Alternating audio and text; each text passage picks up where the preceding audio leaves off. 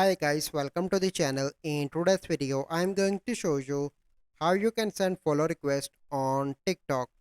So the first step you need to do is to open TikTok application. So once you open, you simply need to click on the profile in the right bottom, and then you need to click on this footstep on the top right.